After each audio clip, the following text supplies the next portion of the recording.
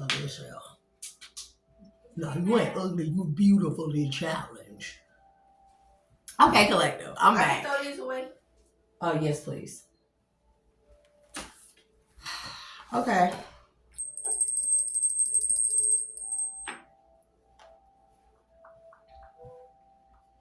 So, collective, I'm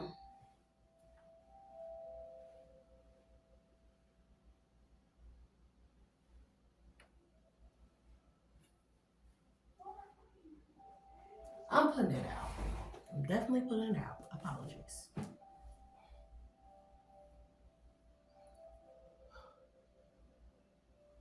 Okay.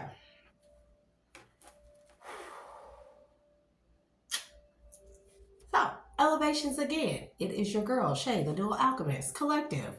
If you are new to the channel, welcome to the channel. You will find a lot of my messages very unorthodox, very not to any book, very doesn't stick to the script, very different, very eccentric, very light, very dark. You know, I'm just here to put the information out there. Do what you want to do with it. But if you do like what I'm saying, stick around and remember to hit that like, share, and subscribe button. To everybody who has supported your girl and came on the channel and continue to come back, even if I give out some little boring messages, right? Thank you. Thank y'all very much. I appreciate y'all. I want y'all to know that I love y'all from the heart. My love is always genuine. My love is always authentic. If I ever say I love you, I definitely mean it. To have stranger support and have a million people around you, not a million, but you know, and not have their support, it hits different. But at least I know that there are people out there, known and unknown, that care about me in the physical realm, in the spiritual realm, all of the above, right?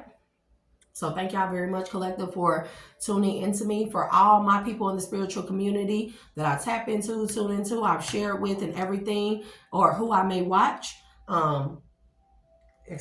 Confirmation burp. I just want to say I appreciate y'all very much. Y'all bring a level of awareness to me in areas that I do not see. I am not a closed book. I'm not a closed-minded person. I don't believe that there is a two-way street. I believe that there is a many-way, an infinite street. And y'all bring awareness to me and bring information to me that I'm not aware of. So y'all are always helpful. Y'all always love. I appreciate y'all very much. So I just wanted to say thank you. I think I'm going to do a whole video. I don't know if I'm going to do that. I got to ask first. So, you know, your girl be too stoked to have human interactions with people who actually think on a level like me or believe in the spiritual principles and the divine and the, you know, the divine masculine, divine feminine gods and goddesses. Like, I'd be so stoked. I'd be so ecstatic that I actually came across the community last year because, man, like, to be like this, it's not easy. And I literally thought I was the only one in the world, bro. I was like, no, it's not me, not just me. It's not just me that's be seeing stuff and hearing stuff. It's not just me. Somebody is getting on my nerves and my energy. I don't know who it is. So family, remember to only take, well, here we just gonna give out an introduction to another race. So this is not going to be a read like that. Ancestors of my highest good, ancestors. You know who you are. Only ones with good intentions to work alongside each other, with me, the collective, for my highest good, for our highest good, for their highest good. You may remain. Please protect my energy and weed out any low vibrational negative energy, forces, block and return back to sender with love and light 100-fold. Any evil eye, ill intentions, hexes, curses, spells, witchcraft, ill malice, ill intentions, ill thoughts, hovering and monitoring spirits, may they go blind and deaf. Close any portals that are opened, unknown and unknown, that wish to siphon my energy or the information thereof, that is only supposed to be used for the help of the collective. Please and thank you. Ashe. To my spirit guides and guardians, Ashe. Please guard my energy at this time. Please guard the collective's energy at this time. I thank you for all you have done in guarding us and protecting me at this time, as well as my home, as well as my children. Ashe, thank you. Spirit guides, please help me. Please guide me through this message as best as possible.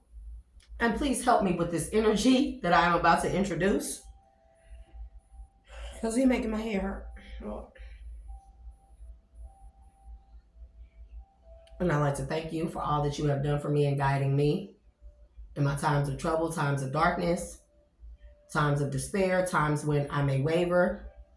Thank you for guiding me when there were no other guiding lights. Thank you for my spiritual community. Thank you to the people who I watch, who I look up to, who I resonate with, who I don't resonate with. Everybody I've learned a lesson from, thank you. So Ashe. To the archangels, Ashe. Y'all been doing the damn thing. Good job. Thank you, archangels.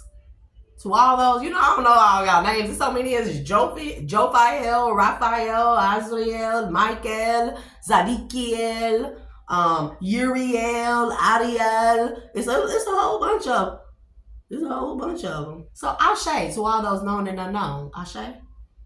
Ashe to all the gods and goddesses of my highest good and ascended masters of my highest good. Ashe. Thank you very much for paving the way for us, for the collective, for giving us the know-how, for leaving the paper trails and the knowledge and the data and the wisdom that we need in order to do what it is that you call for us to do. No matter what our mission is, no matter what portion of the population that we are supposed to help.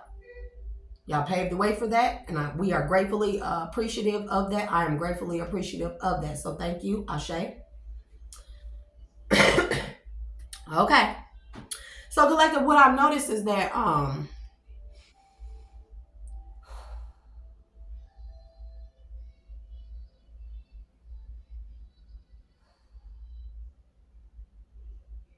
Quella, please excuse yourself. I release you at this time. Thank you. Ashe. I release you with love and light. I'm sorry. Ashe. Because collective, I definitely have to smoke with this energy, so. Now this should go quite quick. So what I've noticed is that the energies, these different energies of beings that have been coming to me, whether I see them or just feel them or hear them or whatever, most of them are like in training, or they may be like considered like concierges, or what like concierges.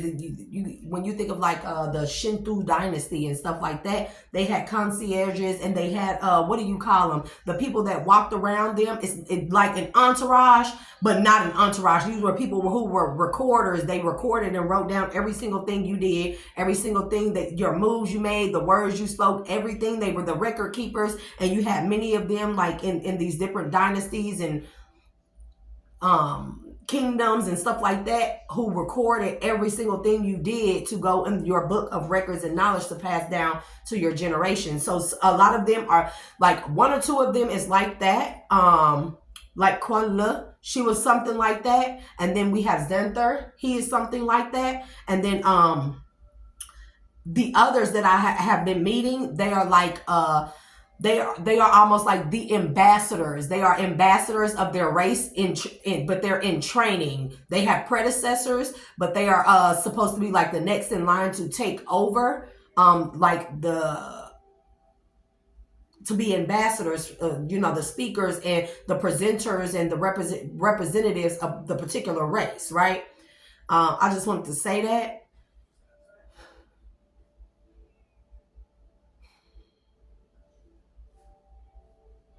Okay.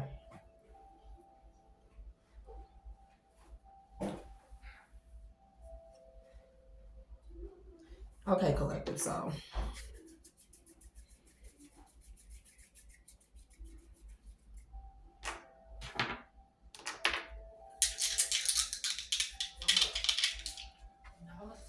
he don't got pants up in there.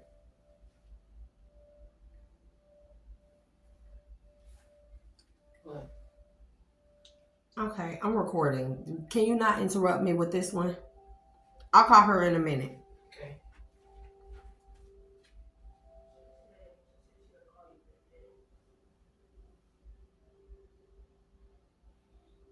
Or they'll just have to bring him home in the morning when they get up or something. Or she could just put on him what he has there, and they when they come over here, they can just bring him over here, and I'll slide his pants on in the morning. So text her that, or I'll call her and let her know.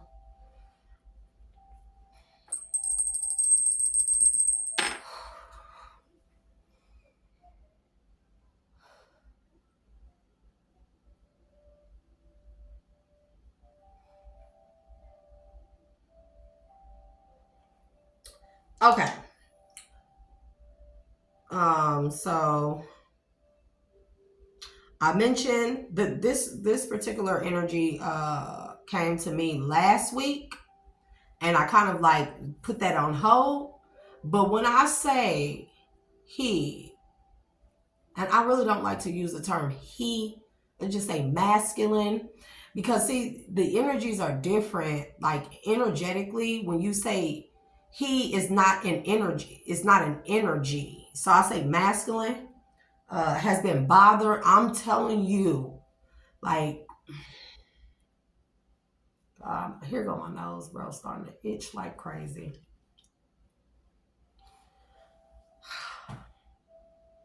He's a very demanding and pushy energy. So last week I mentioned the movie I Am Number 4.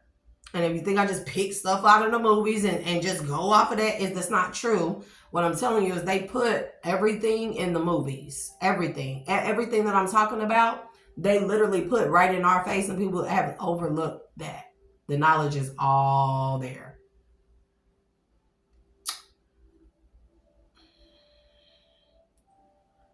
So I mentioned the Mogadorians. Hold on.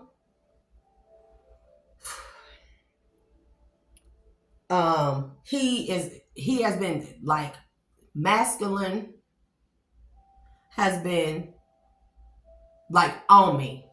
When I say I'm not gonna say bothering, because I think that's pretty rude, even though he's not offended by that.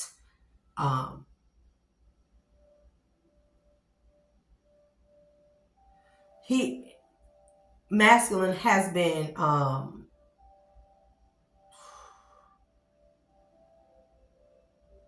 invasive. These particular beings are very or race is very invasive. They are not the Mogadorians. He has the reason why he has been very invasive in my energy and stuff since I said that is because I mispronounced their race. And to them, he is highly offended. He was highly offended by that. The mispronunciation of their race or their names is offensive, highly offensive. It's the equivalent to spitting in a person's face. Offensive. So I apologize to you again. It is not Mogadorians. It is, hold on, Mogadorans. Okay? This particular being or energy, masculine energy, Hanantug. And that's exactly when he told, this is a Hanantug. Okay? When he gave me when masculine gave me the name, I said it, I put it down, I put his energy, whether feminine or masculine, but he was offended, and he made sure I said Hanandug. Serious. So we're gonna do an intro on Hanandug. Mogadorans, not Mogadorians, Mogadorans. Okay. He is Okay, this particular race of beings, they are very demanding and pushy. They want to be the first in line, meaning they don't like to wait. They want to be the first in line, first up. There is no such thing as waiting. When they present themselves, they want to be introduced and announced right then and there. Okay, this is something we need to know about them. So it's like it's weird for me to him to say masculine, to say that they like the spotlight, because that's not necessarily true. When I put that, I think it just meant that they like to be put first. Like they like, when they come, there's no waiting. Very, very, very impatient energy, very invasive energy. And I'm not, he knows he's not offended by me saying these things, because these are the energetic qualities of this particular race. Okay. All these races are very different. All these beings and races are very different, because like the others, like they would get offended by saying certain things that we as humans, right? To say somebody is invasive, that's kind of offensive. But to him, to masculine Magadoans, they are not offended by that. They are offended by the mispronunciation of their race and name. And the waiting. They are offended by the waiting.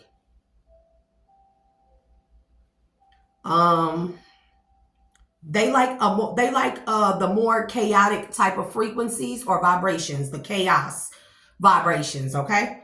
They are more than likely the men in black. This is what I got. The men in black are described, and I'm going to tell you why, and they are more than likely wrapped in the men in black. Now, we're not thinking about the Will Smith men in black. We're talking about the real men in black that people have described when they have had alien and extraterrestrial encounters, and big men showed up, glasses, pale skin. Those are more than likely Magadoans, okay?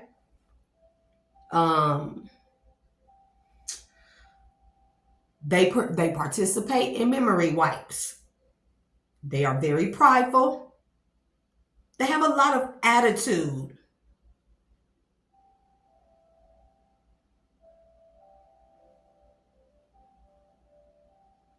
I don't even remember writing this.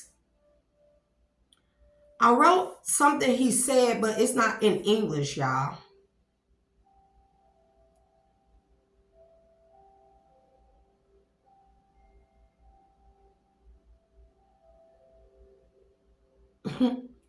So I guess I'm gonna just leave that out for right now until I kind of research what that is, because whatever it was attitude-ish. He has an attitude. So I mean, that's where we kind of we mesh well together there, but they are very brash and brutish in demeanor. Very brash and brutish. When you think of a brute, you would think of who is the right one? The brute, what's his name off of Popeye? Was it Bruce? It was Bruce. How brutish he was. They are like that in demeanor. I will say that I admire them for their dedication to their jobs, their tasks, their missions.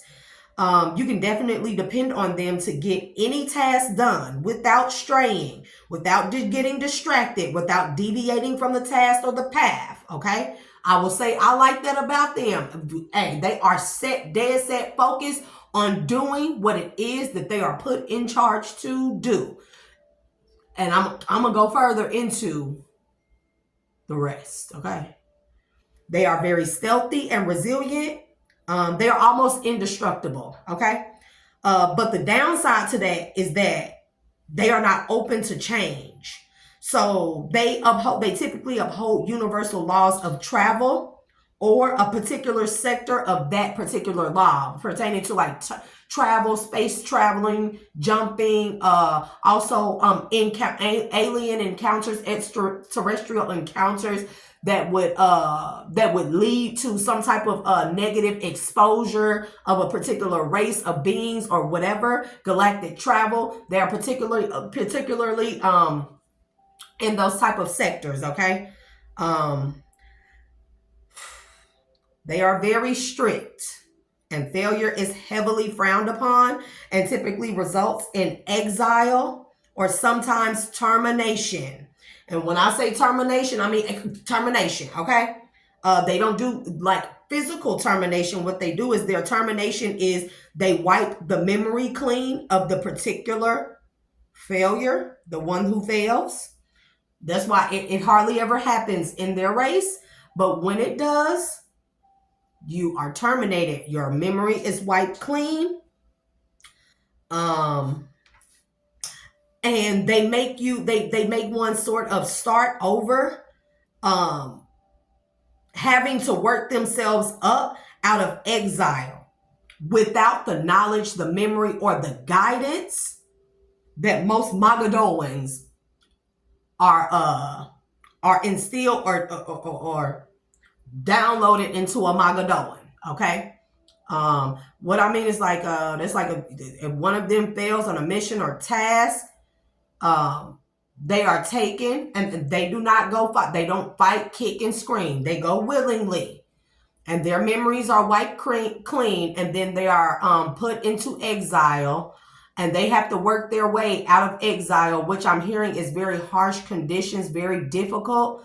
And they have to work their way out of exile to get back into the inner circle or inner community, without the memory, the knowledge, the know-how, the wisdom, the guidance, or anything. Okay, this is why they are very like dedicated and determined to whatever the task or mission is, and they don't believe in failure.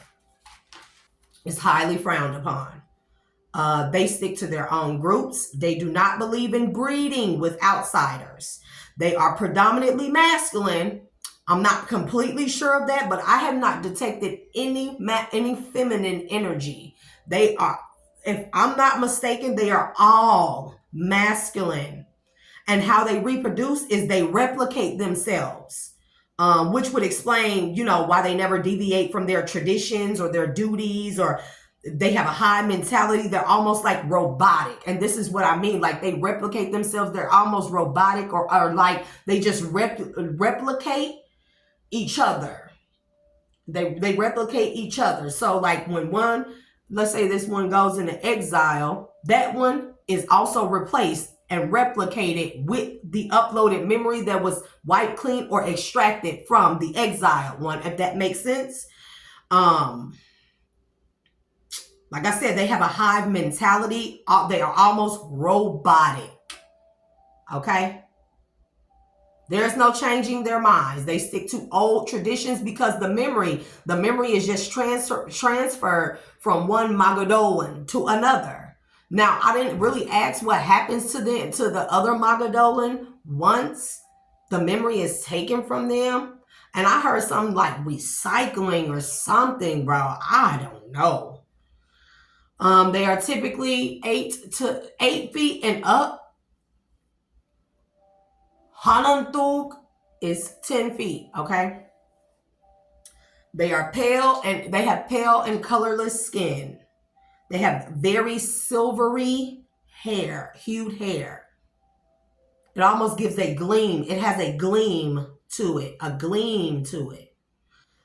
If you look at the Men in Black, the reason why, see now, if you look into any accounts or documentaries, a lot of people will say these Men in Black were bald, okay?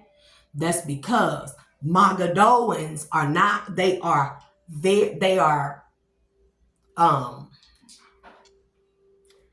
highly identifiable by their skin color and their hair. This is not just silver. This it's like a silvery gleam.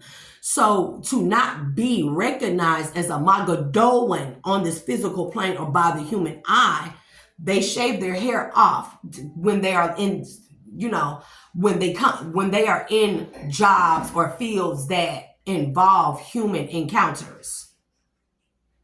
And I don't know why. It's something about their hair absorbing something, or oh, well, that's new. I gotta write that down. I gotta write that down, Cliff. I definitely have to write that down.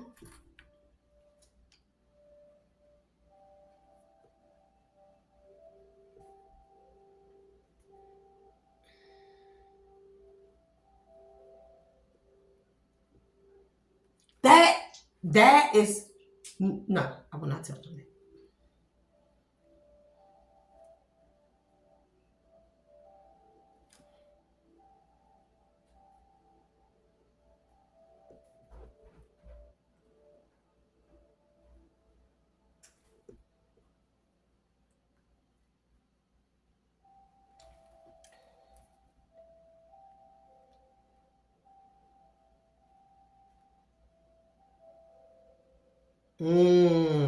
That's very interesting.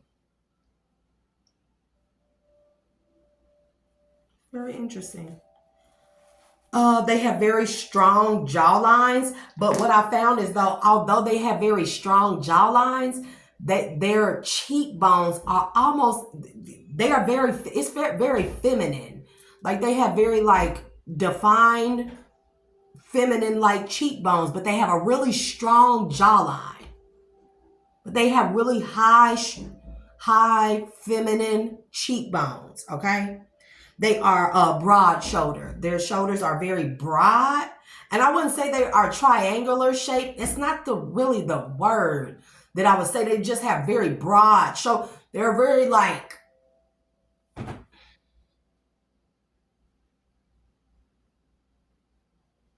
they have very little words as well. They a lot of species, a lot of races, they communicate telepathically. They have a lack of terms or verbiage when it comes to human language or interaction or vocabulary. So he pronunciated himself, but his speech is very primitive. But his intellect, his what he shows me energetically as far as their intellect, right? Their communication energetically, telepathically, it's very robotic. It's very like stick to the script. It's very like tunnel vision. Is very like don't striate, don't see anything, don't do anything else, don't deviate from the path. There is no such thing as deviation. There is no such thing as failure. It's like, bro, they are like very computerized or robotic, but they are not robots. These are actually multidimensional, what would you call them? Ecto beings. Ecto beings. Ecto. Okay, so what I'm being told is there are ecto beings, there are plasma beings, you got your multidimensional beings, you have your ethereal beings, you have your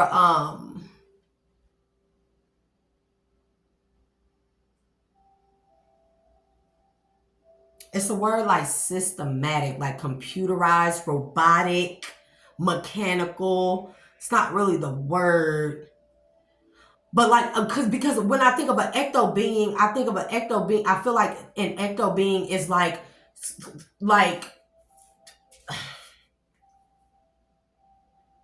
robotic or computerized mind and thinking, pre-programmed, but with a skin as an outer exterior or shell or suit, so to speak. Right? When I think of an ecto being. Now, the ecto beings can vary.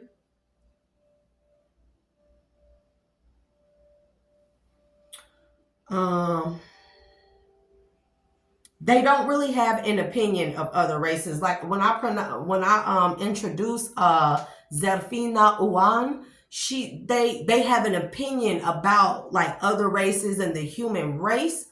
Um, yeah, it's pretty sad that a lot of these beings, they have a very negative outlook on the human race. And again, I'm gonna interject something. One second. Later, when I get done, I'm almost done. I have to be respectful. Apologies. But they do not really have an opinion of other races and species. They're pretty kind of like indifferent or unbiased. They really just like don't care. Don't get in their way. They don't get in your way. Do, you know, whatever. They really don't. Although they're I put they're pretty unbiased or indifferent, but I put although that's not the term they use. The term that they use is something not of the human vocabulary, and that could be what this is right here.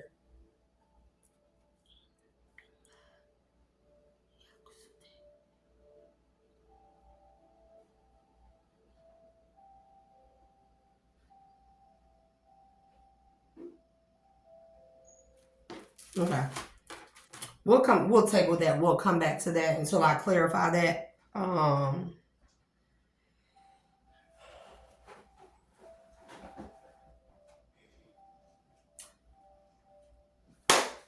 bold letters. All bold letters. He made sure that I put these in all bold letters.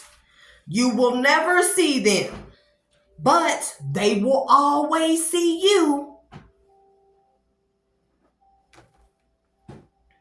Again, you and he has, I put double stars and bold letters and underline. You will never see them, but they will always see you.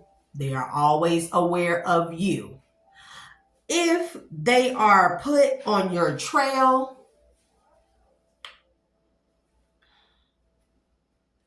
did I not write all this stuff down? I mean, I swear I was writing so much stuff yesterday. 1 second.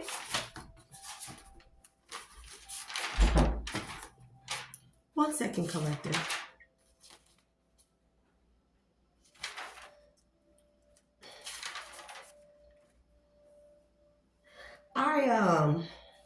I guess I didn't write that down, but I'm remembering this from memory.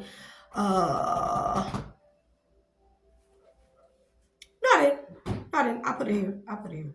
Okay, so we got to, you will never see them, but they will always see you. If they are put on your trail for any reason, you will never know they are there, but they will always be aware of you and be around you. And particularly, it's for some type of crime, some type of energetic trespass, some type of space warp, time travel, galactic travel, broken law or something like that. Never approach them. Never.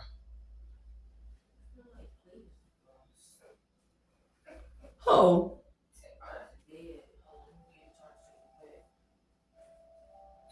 Never approach them. Did I say do not come in here right now? Go out.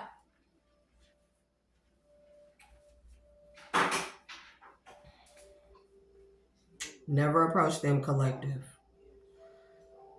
A lot of people are scared of what you call the men in black. They always describe them as terrifying. And the men in black always come to people, the ones who remember. They do not speak. They do not say anything. People typically describe them as very no facial expression. You can't see their eyes. They don't smile. They describe them. They are typically bald, and they are very robotic in nature. But you never approach them. Now, like with some of the nature realm, the realm of the deva. If they show themselves to you before proceeding, you would always bow, ask for permission to engage or permission to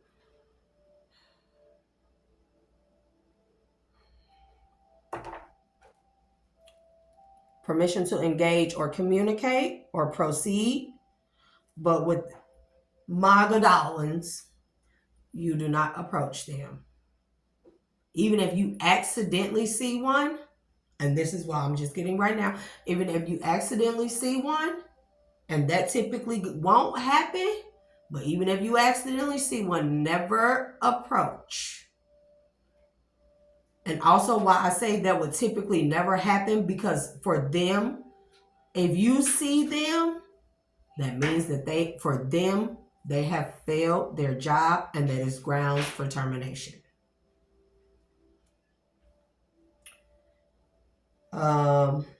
They also typically have jobs of galactic bounty hunters for those that have disobeyed galactic travel laws and other variations of the sort. And of course, with their type of nature and their vernacular, their stealthiness, how they don't striate from the job, they don't deviate, they don't cut corners, they would make great galactic bounty hunters. Do you not agree? So I do admire that about them.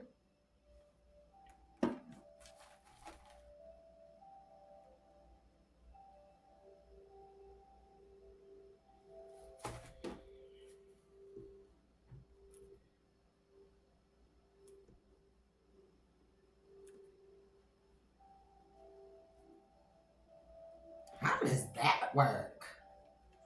They have 4 fingers. Particularly, I guess if the men, like if you encounter the men in black, they would appear to have 5 fingers, but the 5th one is false. But they have 4 fingers. Not gonna question it. I release you with love and light. Ashe. Okay. That's it. I think that's it.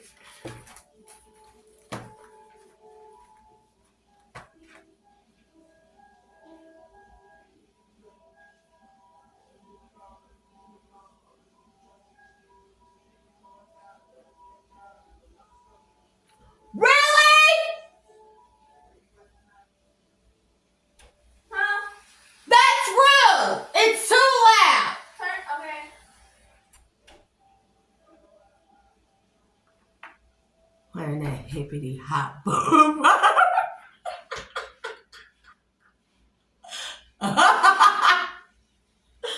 I got old. I can't even talk because I be playing the mess out of, whatever.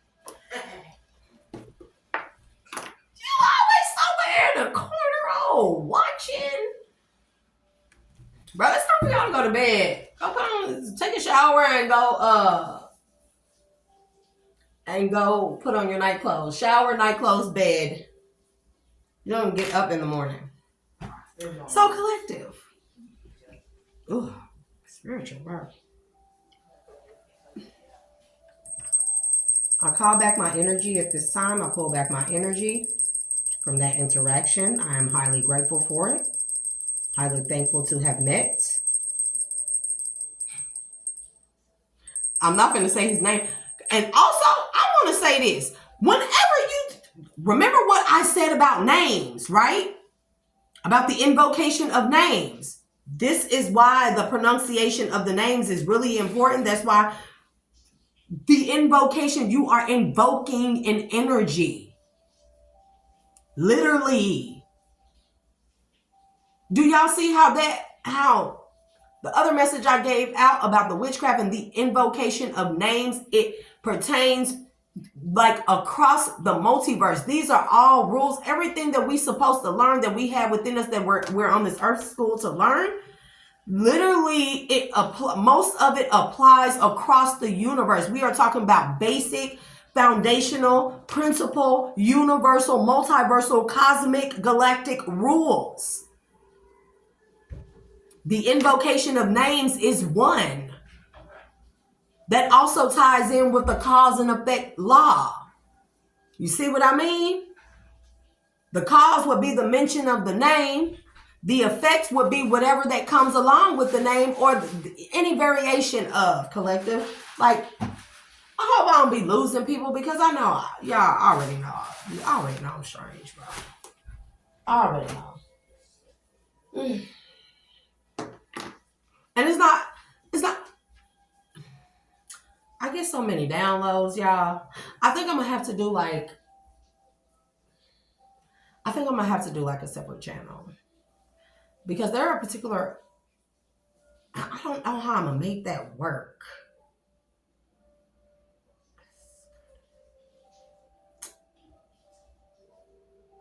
I don't know how I'm gonna make that work because there are specific messages that I be needing to get out to readers and people that give out messages or that do tarot. There be particular messages, and this is not me telling y'all what to do. We all know that, so I don't typically have to say this to y'all.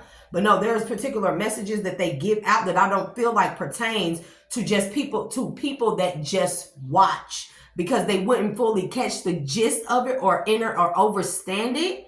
But also, it's just kind of like, I feel like,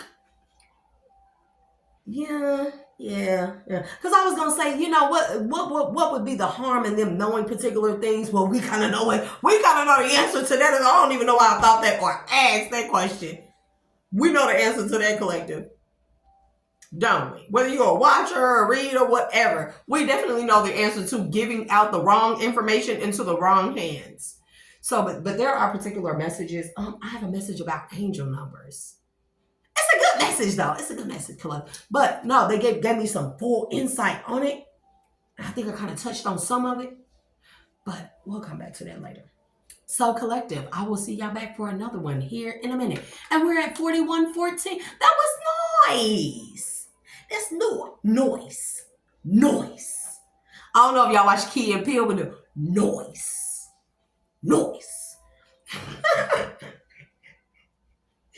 I'm out, collective, bro. Your girl is silly, bro. Next order of business.